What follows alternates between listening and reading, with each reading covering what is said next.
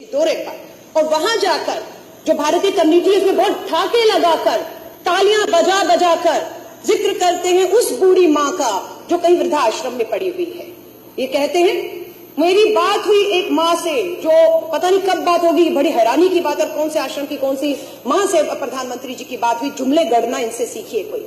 उन्होंने कहा वहां पर जापान की हमारी इंडियन कम्युनिटी के सामने कि मुझे एक मां ने बहुत आशीर्वाद दिया। उन्होंने कहा कि मेरे बेटा बहू मुझे वृद्धाश्रम में छोड़ गए थे, लेकिन अब मुझे उनको मेरी याद आ रही है और मेरे बैंक में 2.5 लाख रुपया जमा हो गया है।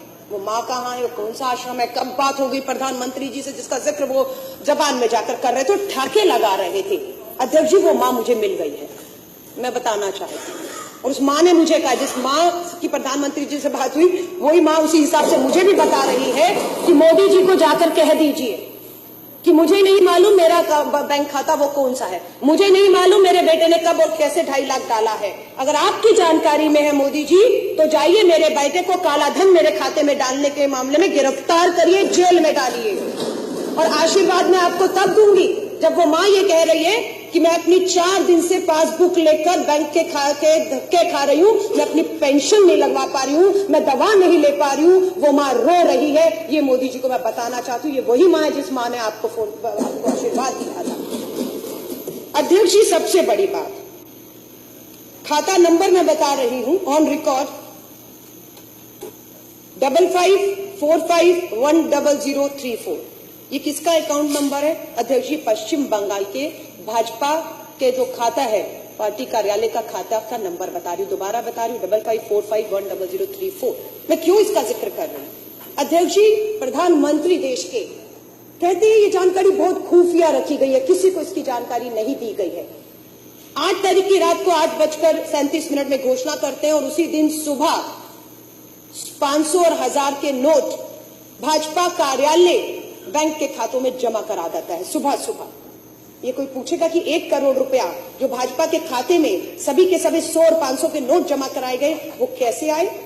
और ये एक ही उदाहरण नहीं, ऐसे बहुत से उदाहरण है अध्यक्ष जी जो मैं आपको गिना सकती हूँ। और मुझे लगता है बिल्कुल जो जांच की मांग की जा रही है, भाजपा के एक कार्यालय खातों की जांच होना बेहद जरूरी हो चुका है। ये कहना कि ये जानकारी किसी को नहीं थी, ये बिल्कुल झूठ है। इसके एक और अब मैं आपको सबूत दे देती हूँ अध्यक्ष जी। मैं पूछना चाहती हूँ, ये शख्स जो है संजीव कंबोज, ये कौन है? ये पंजाब का भाजपा का बहुत बड़ा नेता है।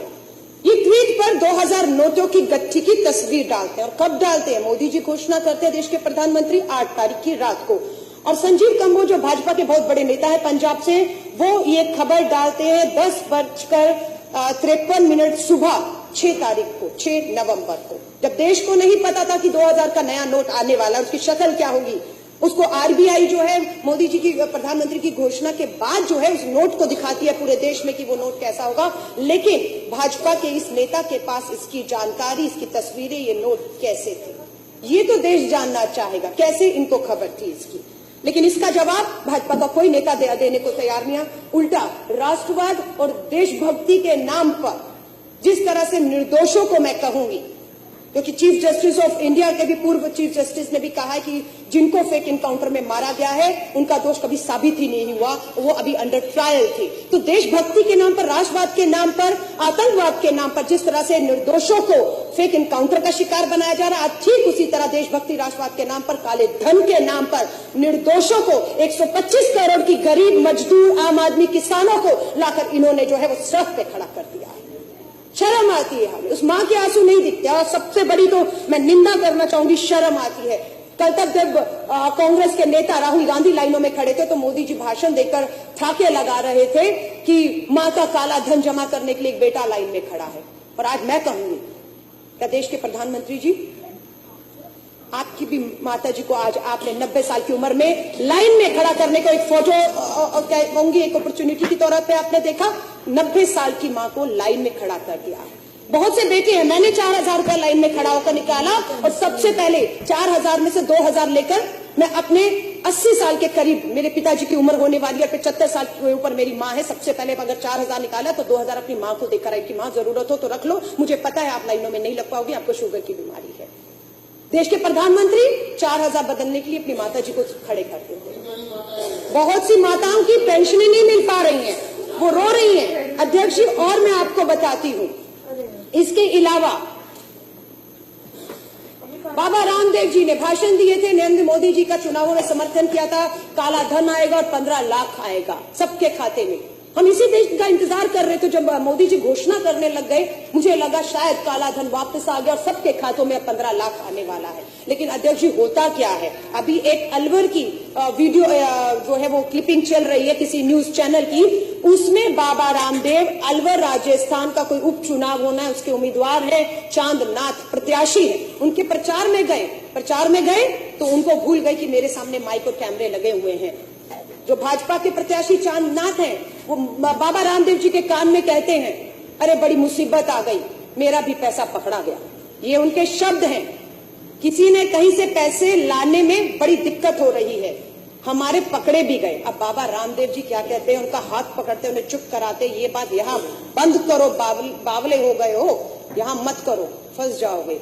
ये क्या सच्चाई है? क्लिपिंग चल रहा है लेकिन मीडिया नहीं दिखा रहा उसको।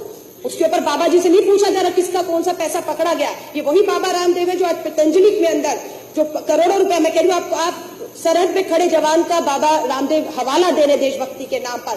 बाबा रामदेव जी, आपका हम लोग आपको तब हम मानेंगे जब आप पतंजलि के दरवाजे खोल देंगे और आटा और नमक और चीनी और भूखे जो लोग आज हैं उनके घर तक आपका पतंजलि का सामान पहुंचे। पर आपके यहाँ पर भी काले धन को सफेद करने का काम चल रहा है। दूसरा, भाजपा के ही बहुत बड़े नेता, बहुत नाम